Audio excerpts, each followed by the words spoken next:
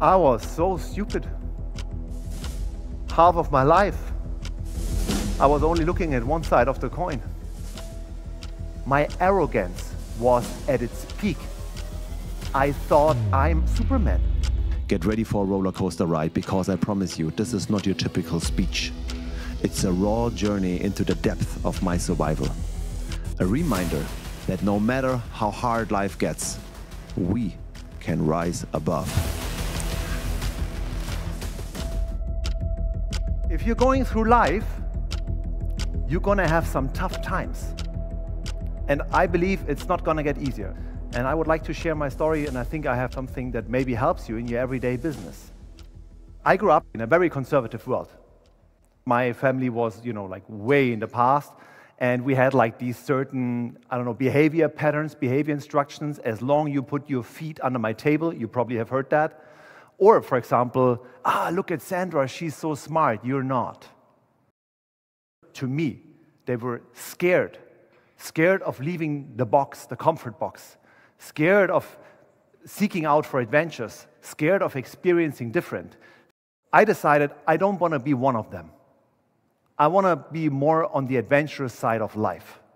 One thing I always had, strong relationships. And the very first strong relationship I had was my sister. She was incredible to me. And while I formed this adventurous character and went more to experiencing stuff and all that, she was more conservative and careful and planned ahead, but we shared the same values and we became Bonnie and Clyde. So Jennifer and I, we have a very, very strong bondage. So yeah, I went into the unknown, and guess what I did? Faster, higher, louder. So you see on the very left, I didn't really care about everything. I was never ashamed. When people were ashamed, I wasn't. When people were afraid to jump, I wasn't. I loved to jump into the unknown. I decided then to, come on, I need an amplifier, I need a guitar, I need to be loud, I need to form a band. So by the age I could hold a guitar, I already started, to form my band, and, the neighbors hated it, of course. Yeah, I got a motorbike right before I was allowed to drive, and of course I did not need a helmet, because I didn't want to fit in the system. And by the age of 12, actually, I was driving with my friend Alex with the car of my mom through the city. We were driving through McDonald's drive-through by the age of 12. And my mom always wondered, and she said, why is the car losing fuel for some reason? Yeah, that was my youth. And you can just imagine where it went from there. So I was already on a journey that I couldn't stop anymore. Growing a bit older, I started to do workouts, went to the gym every day, doing trainings and competing with others. And then, of course, I wanted to join the army. And my parents told me, are you crazy? You're so unstructured. You're such a rebel. You don't fit into any system. They're going to do micromanagement with you. You're going to hate it there. And that's exactly what happened. I went to the army and I first hated it because they told me I'm a nobody, who to salute to, when to wake up, what to wear, what time to leave, what time to come, and so on. But I tell you what, this was the very first experience of my life where I thought, wow, exposing myself into the opposite, exposing myself into something which I'm not, is actually really good, because imagine what would have happened if I would have been in a rebellious environment. I mean, I'm getting goosebumps right now. Imagine a young guy of mine would have joined a motorbike club or so, and they were like, oh, come on, let's rob a bank. Or so, yeah, I'm in. Yeah, so that was really good.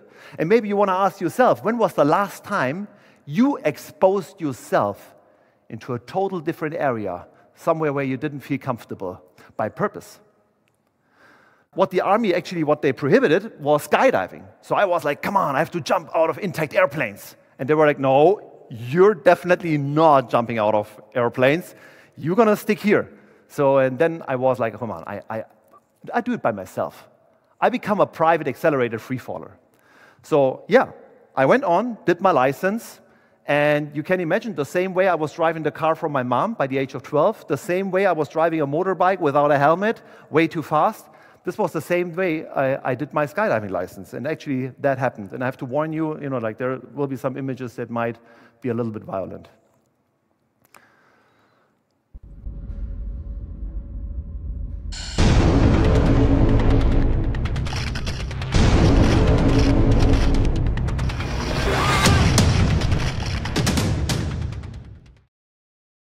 While I was still taking my lessons, I was, I gave priority to everyone in the aeroplane. I said, come on, you jump, you jump, you jump. I'm going to be the last one that jumps.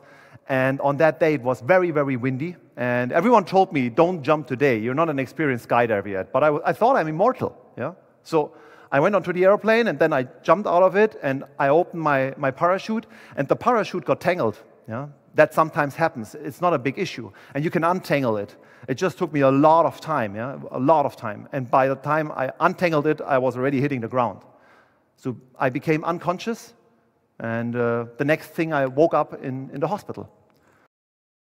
I hit the jackpot because I was within the army. So the army has sent me their helicopter. They have brought me to a very sophisticated hospital where they were focused on skydiver accidents. And this is where I had my first surgery. So I was strapped down to the bed, looking into the ceiling. And yeah, the doctors didn't mince words. I was like, hey, come on, guys, what's going on? You know, like, will I be able to walk again? And they didn't say anything in the beginning. And I was laying there for a week, for 2 weeks, for 3 weeks. My family came every day, and they said, I'm sorry, I'm getting emotional because it was traumatizing. My family came, they were like, hey, what's going on? Will you be able to walk again? And I was like, well, I'm not sure. But inside, I was manifesting. I was like, I will be able to walk again. I will walk again. I will walk again. I will walk again. So over a month, and at some point, it really happened. I started to walk again. I broke, by the way, 3 vertebrae. It took me literally a year. Of course, I had consequences. Standing hurts after a couple of hours. But can you now imagine what has happened with this young testosterone-driven guy of mine after jumping out of an intact aircraft, breaking the back, and able to walk again? My arrogance was at its peak. I thought I'm Superman. I really thought nothing can happen anymore. If I'm able to jump out of an aircraft, crash into the ground, get unconscious, wake up in the hospital, doctors are saying, well, we're not sure whether you're going to walk again, and I'm walking away. So I became very, very arrogant. I became, I thought, now it's on. So let's enter the business world. So I became an entrepreneur. I started businesses. I did a truck driving license. I went to Lufthansa. I applied for Lufthansa. They didn't want to have me. I said, no problem. I'm going to do the pilot license by myself. I financed it by myself. And started with these businesses. So let's have a look here. So a few impressions of what I've did. The first quarter of his work life, he entered into countless professions such as truck driver, soldier, sports instructor, musician, salesman, office leader, and corporate coach, to name a few. Only a few years after obtaining his pilot license, Philipp founded an aviation company.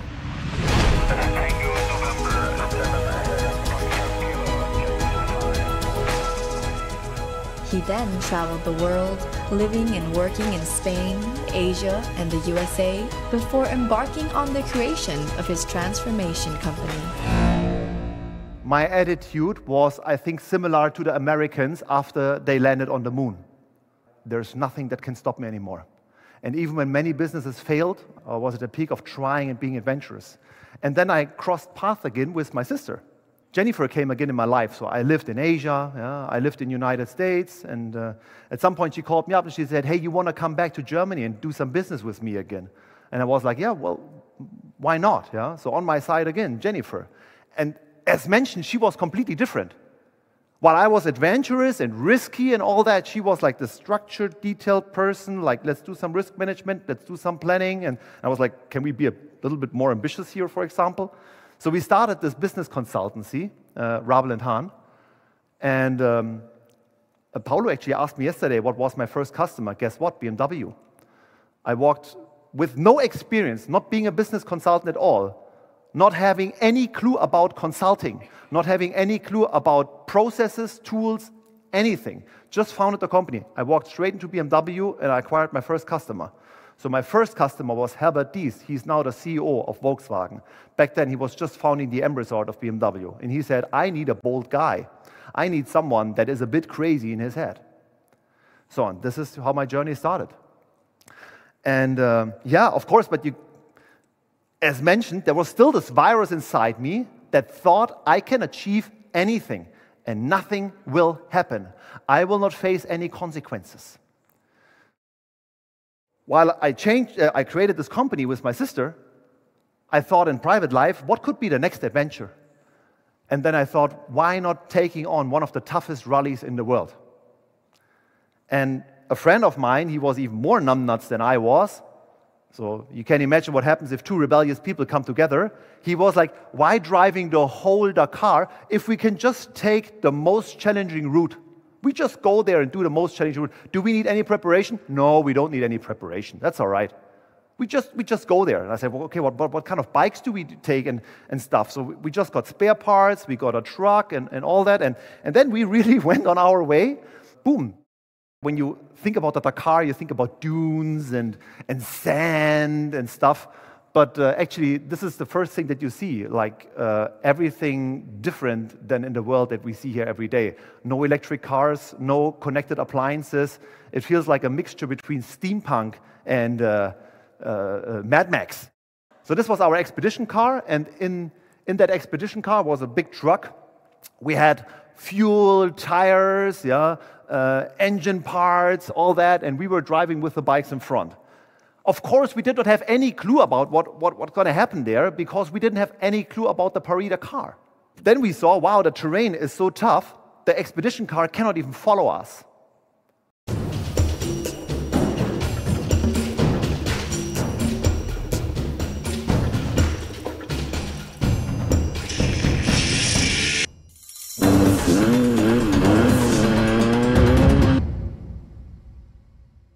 We thought we didn't need the truck, we didn't need the medics, we didn't need the spare parts.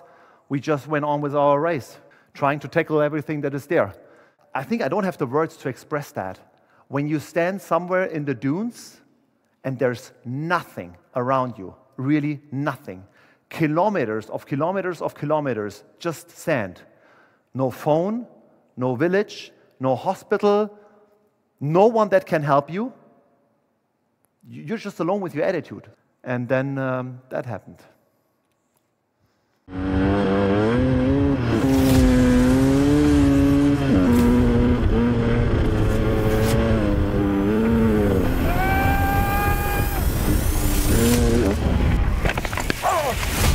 Oh, fuck.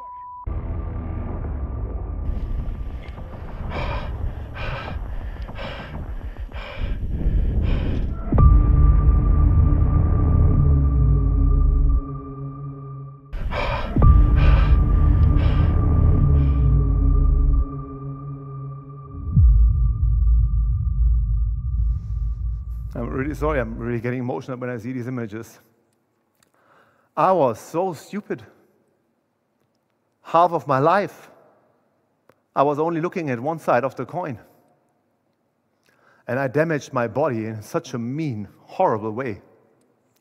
When I was laying there, I started to bleed out of my mouth, and the group panicked. They were like, fuck, man, you're bleeding. And one guy, he was sort of like, he wanted to become a doctor. And he said, man, if you're bleeding, you have 30 minutes. An inner bleeding without any treatment. And then he said, well, at least it's a nice area to die. And I was like, fuck, man, we have to solve this here. I have to come to get an hospital. You know, I do something. And then they started to panic and wasting time, and it was getting darker and darker. And I can tell you, the desert is getting cold, really cold. And I knew from my accident before that this accident here is much more severe than the one I had before. Much more. I had pain. I was passing away the whole time. But the thing is, I also had to calm down the group. I was like, guys, I'm here. Come on, relax, relax. And can we get the expedition truck here? Yeah, no way the expedition truck can climb these dunes. And, you know, shit, where the hell are we? Do we have anything here? Does someone have a painkiller or so? No, nothing. So, yeah, panic mode, yeah, ongoing panic mode.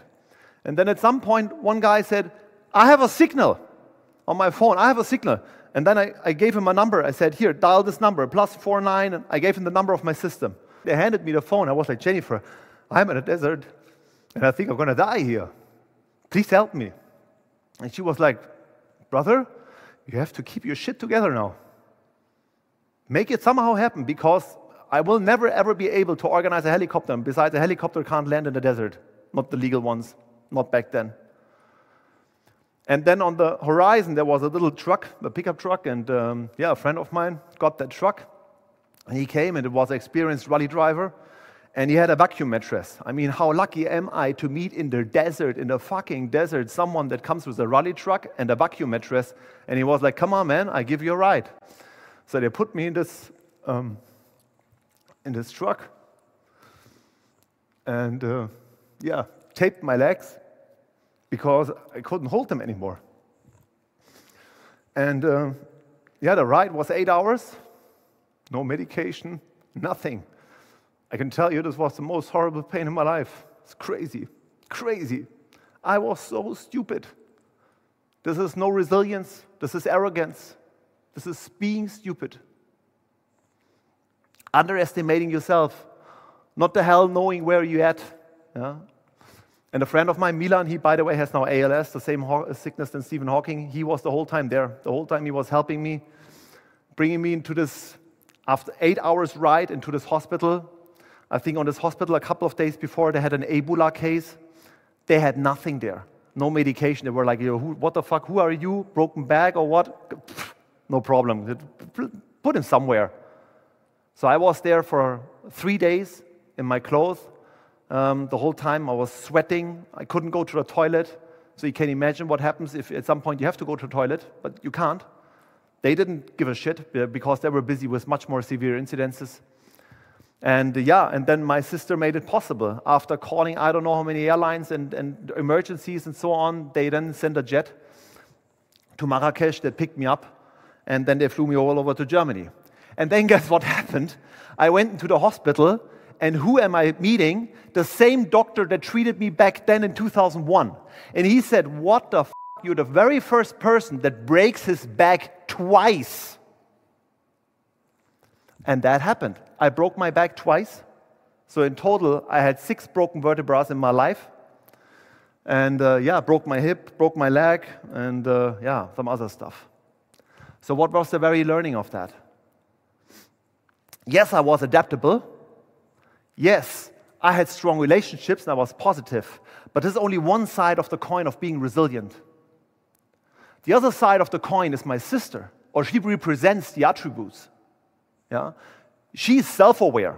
Jennifer would never, never, ever go to the Dakar. Never, because she would say, I'm not ready for that. And she already told me, she said, brother, you were not ready, but you didn't listen. And I was not disciplined enough.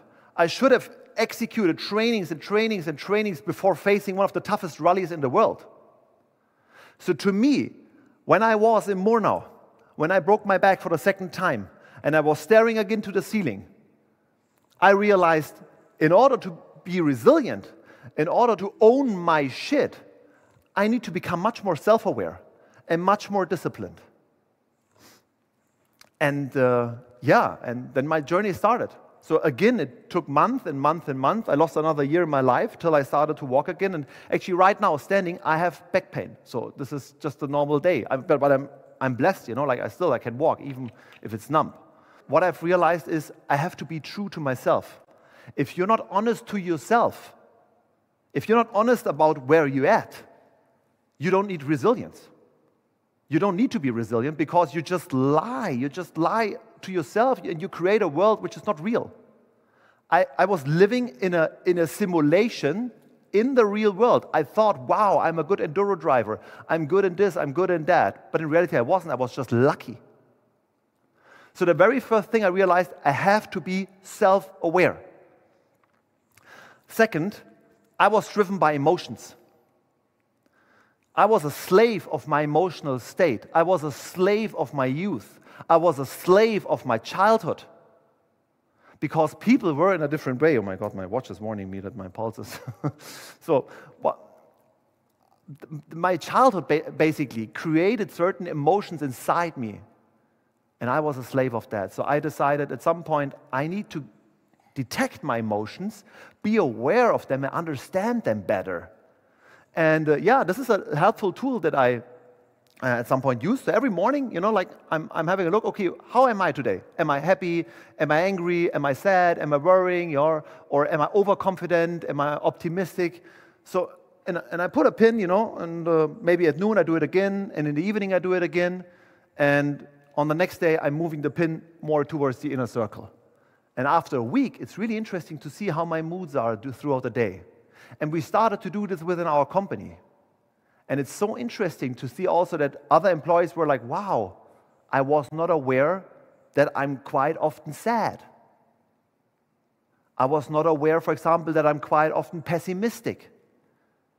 And that's really helpful if you realize, wow, I was not aware about my moods. Because the moods influences not just your life and your decisions, also other people around you. So this is something I can recommend to everyone. It's really interesting. And by the way, if you want to have these tools, we have printable files, happy to supply them to you.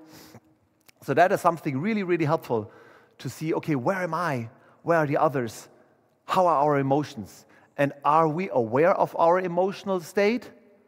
Or are we just driving unconscious throughout the day, driven by emotions, being an emotional slave? So that helped me. What else helped me? Oh, sorry. Discipline. Yeah, I was not the best executor, and I think now I turned my weakness into my super strength. I've learned it doesn't matter what you just did.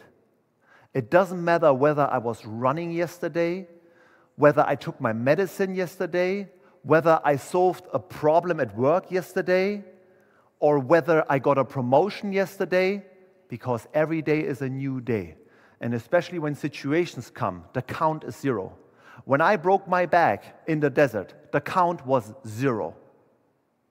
So and guess what? When the count is 0, I need to be disciplined and focus and execute again. And this is something I can strongly recommend to everyone. Every day is a new life and brings new challenges. And every day needs execution and needs discipline if you want to change something. And that brings me to ownership. I think ownership is the control of life. I had no control of my life till I broke my back for the second time. I was just driving through life in a very lucky way. But now I own my shit. And the wonderful thing about ownership, I think you can decide how radical you want to execute your ownership. Whether you think everything is under your control or nothing is under your control. And there are a lot of people in the world that have this position, like, there's nothing I can do. The politicians are like this, the company is like that, my friends are like this, my wife is, or my husband is like that, there's nothing I can do. And there are some people in life, and it's really nice to hang around with those people because they're saying, we can do something about the politicians. We can do something to change this company. We can do something to change your spouse. I believe ownership is at the very core. And to me, now, changing big global companies, a lot of people lack of ownership. Deciding, I own my shit. This attitude. The next thing is the moment between reaction and situation. So we're now aware that we have different moods. We're now aware that discipline is helpful. We're now aware that ownership is also a helpful tool. But still, there are situations that just pop up in life. And very often then certain reactions just want to be exposed, right? I mean, so often something happens in your life and you're like, whoa, what the fuck? I'm going to react now in a certain way, right? The more I understood the 3 elements I just mentioned, the more I understood there is a space between the situation and the reaction. And I call it the reaction space. So inside me and inside you and inside of everyone, there are certain elements that serve the drama. There are certain elements that serve destroying. There are certain elements that serve not creating something. And there are elements that serve it. There are elements that want to create. There are elements that want to change it inside us. And I think it's very important that I decide which side I want to take on. Which elements do I want to expose and which elements I want to bring to life.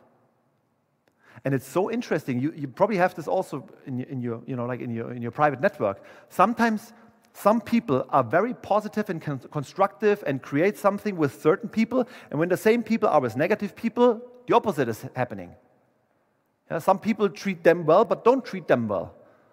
And I think we have to make sure we bring the best elements out of the people among us and present our best elements, working on our strength and working on our weaknesses. And hold on for a second if something goes south, if something doesn't work. Okay, hold on, something just went south. Let me just sort myself. Okay, how would I normally react? Normally I would go crazy, but this is not the way I do. I know my weakness, for example, is this and this and this. So now let me put things together to react in a correct way. And this brings me to adaptability. All this, with that, I'm going to have an adaptable attitude. So, and then, if you're at the very last point, which was the very first point of my presentation, strong relationship, epic shit can happen. So for example, my sister Jennifer. Jennifer is just one person out of my network. Just one. And if I look at my stupid life, at this little talent that I got, there's so many people that believe in me, in my mission, and think he's a crazy guy, but he's a good lad. He serves good things. And it's sometimes I'm looking back to what I created, you know, like having a band that is successful, having a company that is serving, doing the change of BMW, change of Mercedes, change of this, Electrolux, you know, like, I mean, quality was our very first project here. And you remember quality, how it was a couple of years ago, right? Now it's boom, you know, right there. And sometimes I look back and I think like, wow, this network is amazing.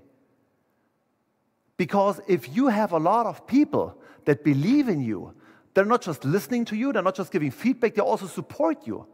They create something with you. Yeah, and the people around me have created this company that changes global companies. The people around me have created a band. This band was never meant to be successful. This was just fun. Tomorrow we release a song with Lena Scissorhands, one of the best singers in heavy metal genre, about preserving the planet. Tell me one metal band that does something like that. This is because people get together that believe in the same vision. They believe in this, what I'm doing. And the most important, I realized, is actually to have fun. I always try to have fun throughout the day. I can walk through the valley of tears sad, or I can walk through the valley of tears happy. They probably think I'm crazy, but I can't change the valley of tears. I can only change my mindset. And you can ask anyone that I know. They usually know me, I'm having a good mood, whether I have a surgery, whether I have consequences from this and that. I think being positive is the most important thing for your own system because you create positive emotions. And the next thing is, positive people attract positive people. Negative people attract negative people. I don't want to have negative people around me. I'm happy to change them, but I want to have positive people around me. The ones that say, hey, that's nice, come on, we have a good time here. And we create something better. What's the point about my presentation? I think the most important thing is I want to invite you and also invite myself again. This presentation is also, you know, I hold it also for myself. I think it's very important that we realize comfort zones. And we're all in comfort zones. This is the one thing about my past I think is still true. A lot of us are in a comfort zone. And when we exit the comfort zone, we experience fear. It's not comfortable. After we experience fear, we learn something. And after we've learned something, we create a new comfort zone. And that is the one thing I think, I'm not good at many things, but one thing I'm good, leaving the comfort zone. And I can recommend you that. If you leave your comfort zone very, very often, in a resilient way, like, you know, with the attributes my sister has as well, and not just mine, because mine, they will lead you in fatal consequences. But if you do it the resilient way, you create a huge comfort zone. And you feel much more happy throughout the day because you feel happy in the unknown. You feel happy and you feel good when things happen where others start to struggle. So in the end, my friends, it's a mindset game. It's you versus you. Thank you very much for your time. Thanks for having me here.